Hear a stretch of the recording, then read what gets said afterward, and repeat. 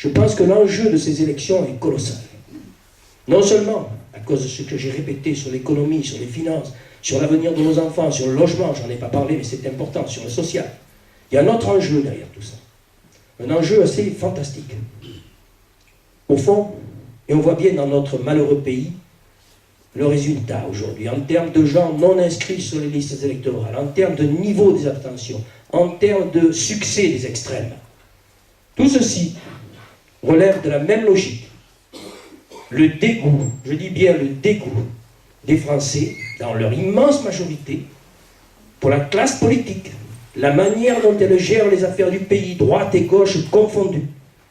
Et sur, si vous voulez, cette espèce, allez, je vais employer le mot qui me vient le plus spontanément à la bouche, cette espèce de faramineuse escroquerie qui consiste à nous faire croire que, encore une fois, tout est de la faute de celui qui est au pouvoir, rien de celui qui est dans l'opposition, et que demain, ça ira beaucoup mieux. Les lendemains chanteront.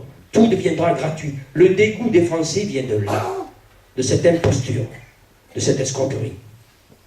Personnellement, je me suis engagé avec tous mes coéquipiers l'idée suivante. Nous dirons la vérité, nous ferons en sorte, non seulement de la dire, mais de la respecter, de l'appliquer. Peu importe finalement le résultat de dimanche. Je suis sûr que nous allons gagner. Je suis sûr que nous allons gagner pour la raison suivante. Il y a tellement de mensonges, tellement d'ambiguïté. Au fond, si vous voulez, on est renvoyé toujours au même débat. Ne pas voter pour l'un ou voter pour l'un pour éliminer l'autre. C'est terrifiant dans une démocratie. Ce qu'on vous propose, c'est autre chose, c'est adhérer à notre projet. Travaillons tous ensemble, je dis bien tous ensemble. Tous ensemble. Aussi bien les gens qui sont avec nous ce soir que ceux qui n'y sont pas. Au fond, ce qui me frappe, si vous voulez, cette espèce d'intolérance, cette espèce de permanente stigmatisation de ceux qui ne sont pas d'accord avec vous. Personnellement, vous l'avez compris ce soir, à part un ou deux exemples précis sur des choses tout à fait incontestables, publiques, connues de tous, je n'ai pas porté, je n'ai pas jeté l'anathème sur tel ou tel, sur la gestion. Je dis simplement, attention, l'enjeu est tel, on est en train de mourir, l'enjeu est tel que ça mérite qu'on essaie de faire autre chose. En tout cas, pour ce qui nous concerne, et je crois parler au nom de tous les jeunes et tous les gens, hommes et femmes et hommes plutôt, qui sont autour de moi, nous sommes disposés à aller jusqu'au bout de ce combat, à le gagner, bien entendu, dimanche, à le gagner, parce que ça n'est pas si difficile que ça. Imaginez, 5000 personnes, plus de 5000 personnes se sont abstenues sur 15 000. Sur à peu près un peu plus de 9000 votants, 2600 sont allés à Monsieur le maire. Près de 7000, plus de 7000 voix sont allées à d'autres candidats. 75% contre 25-26% pour Monsieur le maire. Ce que je dis simplement aujourd'hui, c'est que dans l'avenir, la crédibilité sera la crédibilité des élus, notamment auprès de l'administration, du préfet, mais pas seulement du préfet, du ministre, du Premier ministre, demain au niveau européen. Ce qui sera important, c'est la crédibilité de l'équipe et du maire qui sera au pouvoir. Alors, si autour de vous, vous avez encore des gens, ou même vous-même peut-être, ce soir, avant que je réponde à vos questions, posez-vous la question suivante. Est-ce qu'on peut continuer dans l'ambiguïté?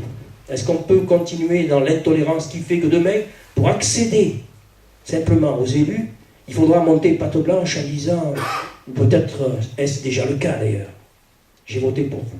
C'est en tout cas une question que je ne poserai jamais à n'importe quel Lillois qui aurait besoin d'un service. Je le fais depuis toujours.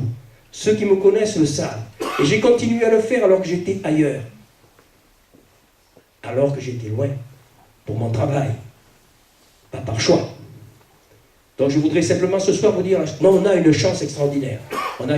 Avec cette liste, on offre une opportunité. On offre autre chose que le simple fait de dire je vote pour un tel pour éviter le retour du... ou je vote pour celui-là pour éviter le maintien de l'autre.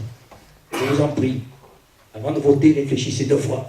Et surtout, dites autour de vous la détermination farouche qui nous anime pour que cette ville enfin retrouve ce qu'elle est véritablement, son standing, sa force, son dynamisme. Je vous remercie infiniment.